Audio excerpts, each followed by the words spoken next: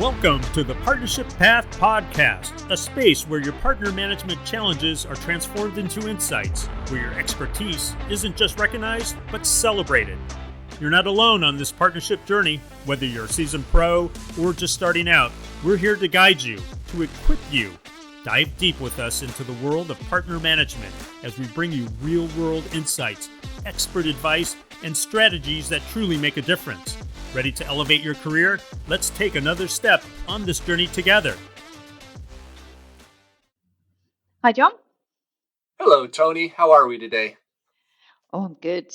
I'm ready for this one. Yeah, I'm excited about this one. You know, this podcast thing has given me an opportunity to reconnect with some people that we've had come through our training years and Great. years ago. And it's just been so much fun to reconnect with Yeah. some people that I haven't talked to in a long, long time and hear kind of what they're doing now and how they're applying some of the stuff that we worked on together all those years ago. So I'm excited. Yeah. So we did an episode a while ago on strategic concepts, right? What's strategic versus what's Yeah. tactical. And so I thought we should do an episode on tactical since we Yeah. did that one on strategic to kind of Yeah. round it out. Yep. And so, you know, when we think about tactical, let's just start with, I just have some questions for you. Let's start with when you were doing this. You Yeah. know, when you were trying to sit down and do an annual plan or whatever with your Yeah. partner, what are the things that just kind of bugged you about that or felt weird about it or whatever? How did that resonate for you? I think certainly working somewhere like Microsoft, where there's such a breadth of service offerings available, and outside of what I was remunerated on, the partner still had a vested interest in lots of different parts of the portfolio. So Yeah. for me, I felt that I needed to be across everything that they were working on, even if I wasn't being paid on each Right. of those Right. components. Yeah. Because you've got to know the business, haven't you? Yeah. So I think that the biggest challenge initially was going, how do I represent almost like on a page? Because we did all the kind of account mapping processes. That was normal. We would map our respective teams to one another. Yeah. Yeah. So why don't you do that with the priorities? So that was kind of Yeah. Yeah. the For approach that sure. I learned from you. Yeah.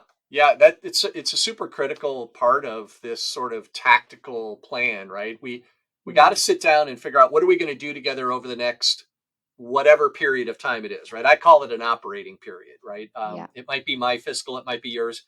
You know, in yeah, fact, that's probably another episode. We should talk a little bit about that yeah, operating period concept. But for today, let's yeah, just assume we have an operating period.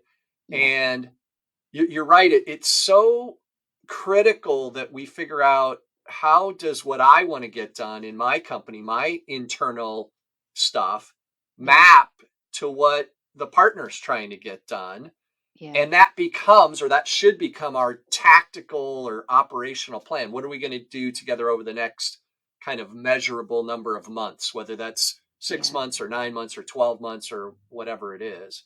yeah, Um, and you know, the thing that I always find kind of fascinating, and I would never accuse you of doing this because I worked with you, but I have sat down with people who have talked about, you know, they receive essentially a quota mm, from their internal team of what they need to get out of a partner, and yeah, they turn around and sort of assign that quota to their partner. Like they sit down and say, "Hey, here's what you need to produce for me." yeah, I I mean, just a crazy kind of conversation as opposed to sitting down and really trying to figure out, hey, how do we work together? What makes sense? What could we produce together?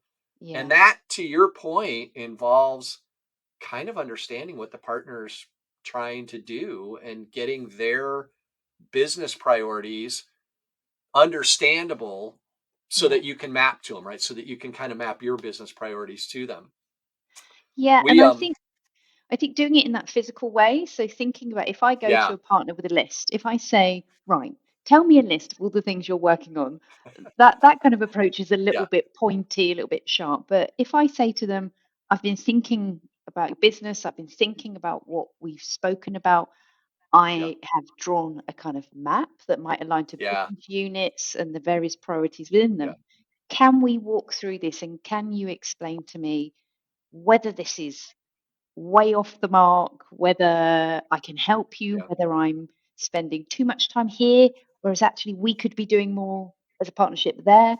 It's a much more Yeah. collegiate, it's a much more collegiate way to work. Yeah. Yeah, you make me proud, Tony, because when I hear you talk about that, that's clearly some of the things that we teach, right? Yeah, Of yeah, kind of how to visually map out yeah. those business priorities. And then you keyed in on one of the most important things, which is taking that back to the partner Mm, and getting them to give you some input on it, to react to it, yeah, and help you fix it or get it right so that then you can agree, hey, here's where we should focus together. I yeah, know this thing is really important to you, but like I don't have anything to help you there. So I can acknowledge that, but I can't help you there. But yeah, this other one, like there's some really good synergy here. Can we work together? yeah, And I just think taking it back to the partner can be so, so powerful, when partners realize that you care enough about their business to have mm, tried to kind of map something out, kind of visually drawn out what's going on. yeah. Did And you ever take it back to a partner and get a positive response? yeah, absolutely. And I was going to say it's a real competitive advantage was the thing that I found. So my kind of standout moment was for one partner, privately owned. They turned over more than the UK subsidiary of Microsoft did at that point in time. Um, and they had never allowed an account manager to present to board, never. And because we had done this work together, they said, you can come in and present this. And I was like, it was like so exciting for me. Wow. And really, it was a really big moment in terms Yep. of our partnership and the level of trust that's required Yep. to get a seat at that table. And I know that it was something that their alliance manager went on to use um, themselves. So yeah, Yeah. I think it is a real way to gain trust, but Yep. also establish an advantage over other um, you know alliance Sure. managers that may be going in there that want to take that, I don't know, wallet share, mind share, whatever you want to call Yeah. it. Yeah. Yeah. Look, everybody's trying to get their fair share, right? I mean, everybody, Mm, all the other vendors are into those same partners trying to maximize what they can get. And yeah, everyone seems to think the way to do that is to pitch your stuff. yeah, But the truth is actually pitching what the partner's doing and saying, "Hey, look, I understand, and yeah, here's where I can help." It's a whole different ball game. And the key word, yeah, of course, that you said is trust, right? It's all about building trust with the partner, and then yeah. that opens up all kinds of doors of how we can go to market together and what we might be able to do together. Yeah, Yeah, definitely. So I think actually sometimes people hear the term tactical and go, well, that doesn't sound important. But when you can map out, the tactics that align to the partner's priorities, it's a really yeah, powerful thing to do. yeah.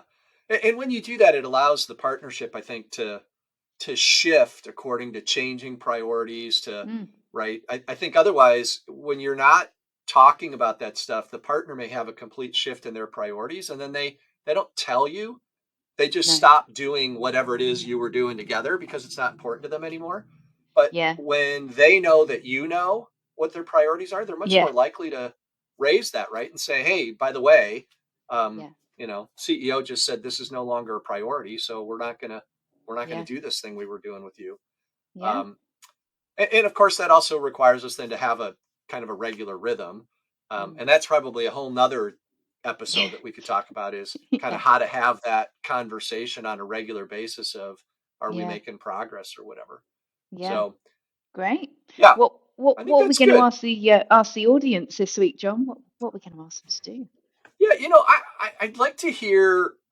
I'd like to get a discussion going about Mm, that concept of really understanding what the partner's business priorities are and how we can map to those. mm, And what are the challenges that you face in doing that, right? Because mm. I think to your point, you can't just go in and say, "Hey, tell me." You actually have to. ask lots of questions and then come back and say, hey, here's what I think I heard. So I'd love to hear what people are doing in that kind of realm.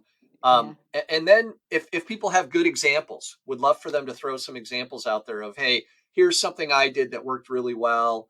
And kind of a regular rhythm that I've got in place of doing that with a partner. And here's the results, like your story of, getting to actually present to the board of the partner. That's a huge success. So would love to hear some examples of that kind of stuff. And we'll see what the community has to say about it. Excellent. I'm excited to read these.